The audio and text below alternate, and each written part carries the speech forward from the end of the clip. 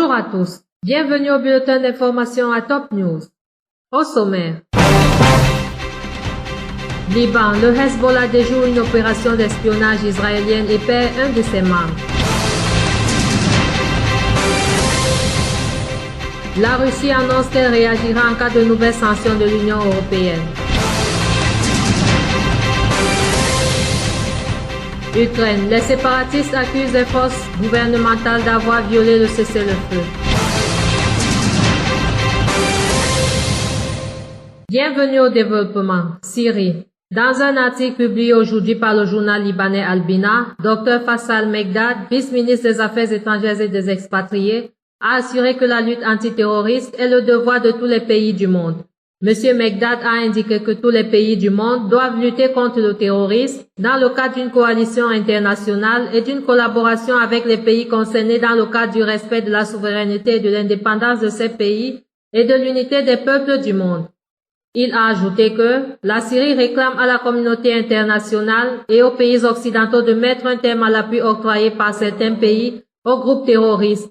En outre, M. Megdad a souligné que les pays occidentaux doivent insister sur la nécessité de réviser leur application des résolutions internationales relatives à la lutte antiterroriste, dont les résolutions numéro 1373 et 2170 adoptées par le Conseil de sécurité, qui affirment l'importance de la lutte contre le terrorisme. L'ambassadeur de Russie à Beyrouth, Alexandre Zazipkin, a assuré que son pays aspire à conjuguer les efforts de la communauté internationale dans le but de lutter contre le terrorisme. Dans une entrevue avec le journal libanais Asafi, M. Zazipkin a indiqué que l'Occident œuvre pour conjuguer les efforts de la communauté internationale selon ses propres intérêts, mais non pas selon le principe de la légitimité internationale. C'est le peuple syrien qui décide de l'avenir du régime en Syrie, a-t-il assuré, en réitérant le refus de son pays de discuter de ce sujet avec n'importe quel parti extérieur. D'autre part, Zazipkin a exprimé sa haute estime aux efforts déployés par certains pays régionaux, à savoir l'Iran et l'Égypte, pour le règlement de la crise en Syrie. Liban.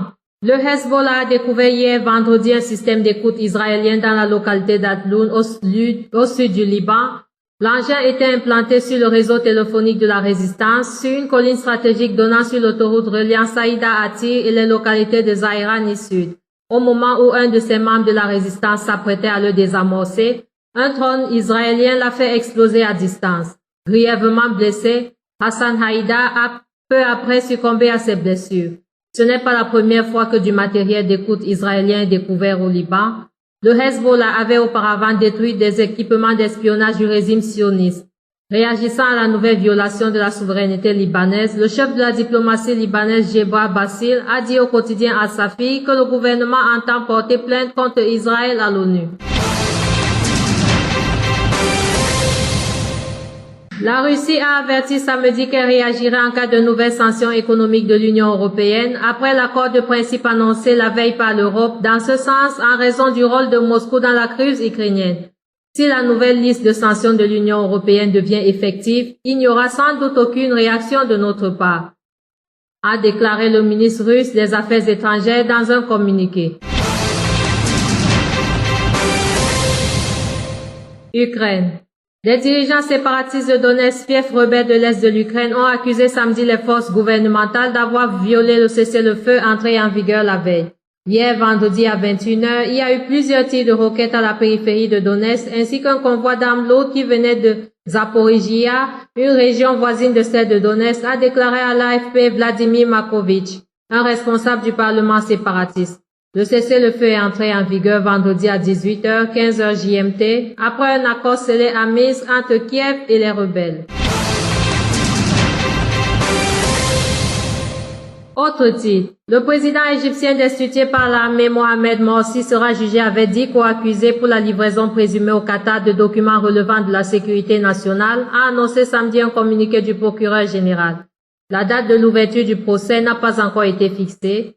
Monsieur Morsi est accusé d'avoir livré des secrets relevant de la sécurité nationale au service de renseignement du Qatar et à des dirigeants de la chaîne d'information qatari Al Jazeera en échange d'$1 million, environ 772 000 €.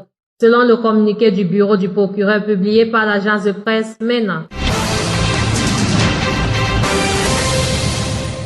L'organisation d'exercices de l'OTAN sur le territoire de l'Ukraine constitue une provocation pure et simple, un signal donné à Kiev de régler manu militari la situation dans le sud-est de l'Ukraine, a indiqué hier vendredi le délégué permanent russe auprès de l'Alliance Alexandre Grushko. C'est une provocation pure et simple, c'est encore un encouragement, encore un signal donné à Kiev pour pratiquer une ligne intransigeante en vue de résoudre manu militari le problème du règlement dans le sud-est, a déclaré le diplomate, commentant l'intention de l'OTAN d'organiser cette année des manœuvres sur le territoire ukrainien.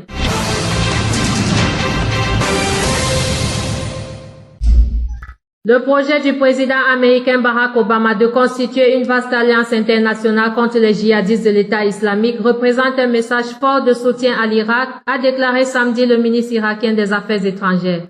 Nous accueillons favorablement ce projet, a dit à l'AFP Oshia Zebari, ajoutant que son pays avait à plusieurs reprises appelé ses partenaires internationaux à l'aider pour faire face à cette dangereuse menace, non seulement pour les peuples d'Irak et de la région, mais aussi pour l'Europe, l'Amérique et les pays de l'OTAN.